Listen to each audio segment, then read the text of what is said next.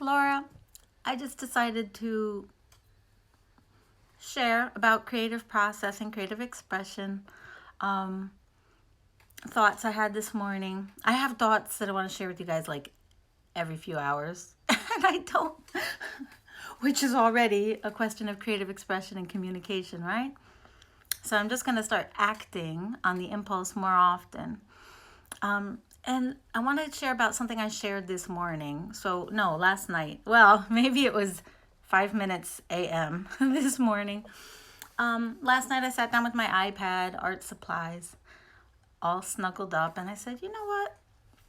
I'll break out of my mold. I'm going to play with colors, and I'm going to play with words. And so I started to draw. You know, it's so interesting how we meditate and how we connect and how we soothe and focus ourselves through, well, different ways, right? So when I do it, a lot of times when I lay down at night, I literally find myself in my mind's eye creating all these spirals. Okay, this is not what I planned on talking about, but now I'm going to share it. Literally, I do this in my mind. And I accept that because it's a focus, right? Like we are naturally wired to care for ourselves. So this focus, when I do it in my mind, it kind of, right? Instead of your thoughts being everywhere, it's a focus. And I thought, wow, I wonder what that looks like. Like I do this in my mind. I don't really do it on paper. So I took out the brush and I tried to follow the same feeling that I do in my mind, because focus, right, it brings things into one instead of being all dispersed, right? When you focus on anything, and this is why I love teaching art and drawing and dance, actually, you know, any of it, music, focus. And in that focus, you get to channel all of your energy into one beautiful place with all this permission. That's where you can find freedom. And isn't that interesting? That's like that polarity between having a container in order to have freedom. Whereas it can be almost oppressive to have full-on unlimited freedom in every direction. Like that's like that masculine, feminine balance that need each other. The containment and the freedom and the flow. So I did this on the paper. I created the image, and then I said I knew that I was going to add words, but I didn't know what the words would be. I know in the past I had, especially since my father died, I wrote a lot of poetry. This was like 3 months ago. And I decided I would just let words flow onto the art, so they became part of the art, and I didn't know what the words would be. And I think I'm sharing this because I think a lot of times we have misconceptions. A lot of people who want to create, we all create. We are creating all the time. But I'm someone who people will often say to me, oh, you're so creative. You're so creative. And I'll say, that's interesting because I think you're very creative and you've created so many things that I can't imagine having created. But you're calling me creative. And the way you're saying it makes me feel like I'm creating in a way that you desire to. So, oh, I lost my train of thought. Hang on. Well, the point being, I knew that I was going to write, but I didn't know what I was going to write. And I knew that was going to be okay. It was just part of like, again, I created a container for myself. I said I'm going to create some image, and then I'm going to add text. And what will come in the moment is what needs to come. And that comes from trust. Trusting your creative process. And I guess the simplest cliche metaphor that I could use for that is like a bicycle. You know, once you've ridden that bicycle enough, you know it's gonna work. The reason I've started coaching more and more is because in all the years that I was teaching illustration and design, which I still do, but coaching was at the core of it, because every creative that you work with, that I work with, is having an internal dialogue with, this is how this should be. And a lot of times there's this myth, that's what I want to say. People who say they want to create, they have a myth that people who are creating always know what they're going to create. They have a plan and it's all prescribed and perfect. And I want to really reiterate that the less and less I do that, the better. The less I put the pressure to know. I trust. And so the words came out. And then actually, you didn't even see it. I added my own voice to the little video that I posted last night. I created a song. And then I noticed that I deleted the song because I didn't like the quality of the sound.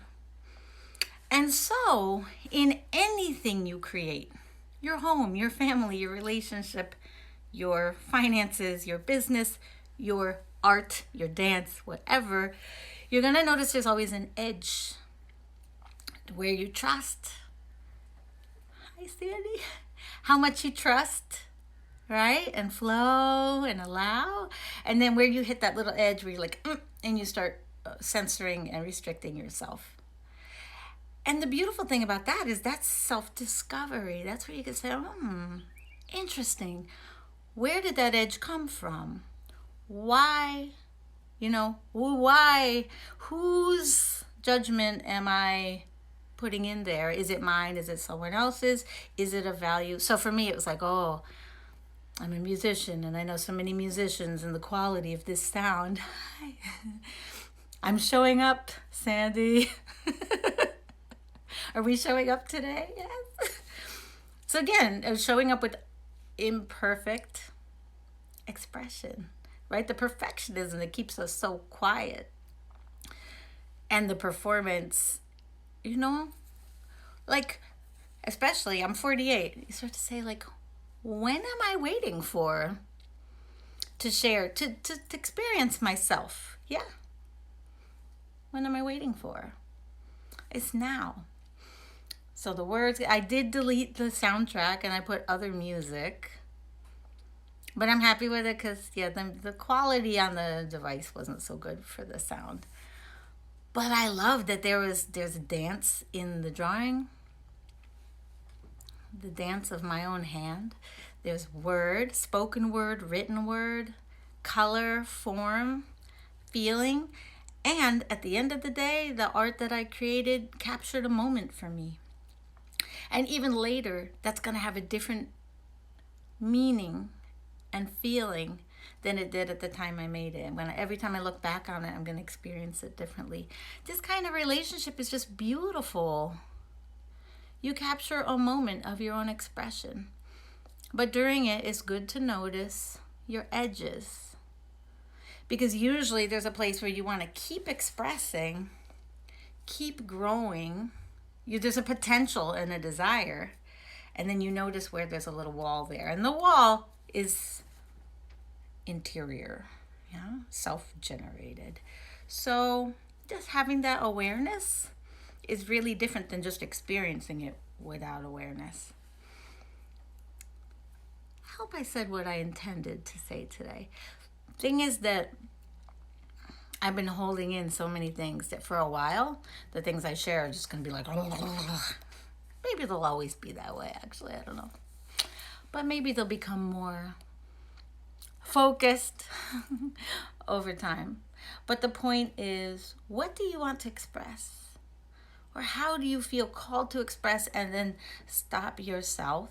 And that's the kind of work I most like to do with people, because I've experienced so much of it in my own life, in relationships, in business, in career, like in so many arenas. And seeing it in dance and music and art kind of provides a safe, seemingly separate arena to work on those things and become aware of them without just diving and digging straight into other things because they're parallel. In fact, they're all the same. That relationship with you and yourself and the universe, which is yourself, that relationship is core to everything you experience. And that's what I love to work with you on. And stay tuned because there are new developments, big new developments coming. For those of you who want to dive into like I feel that we want to experience our wildness. I mean, I know that I do and that I have in certain areas, in birth, in parenting, in art, in music, in dance, in all these areas. Our wildness is our life force. It's adventure, it's curious, it's mysterious, it's wild, it's unexpected, and it surges out of us. It's not imposed onto us. And this journey is something I really, really, really want to take you on through art, but also in one-on-one coaching. It can be in any areas: business, dance, singing, writing. So if you're interested in any one-on-one, DM me, because we can have like a program for a few months or a few weeks, a few sessions to get in. You know, if you DM me, you can let me know what you'd like to work on. Otherwise, stay tuned because I do have a very special, wild, expansive drawing program coming that you can do as a self-study or as a coaching, with coaching, or as a mini mastermind with like maybe 20 women. So stay tuned and I'll talk to you soon. Thanks for listening. See you soon. Bye. Wait, how do I do it?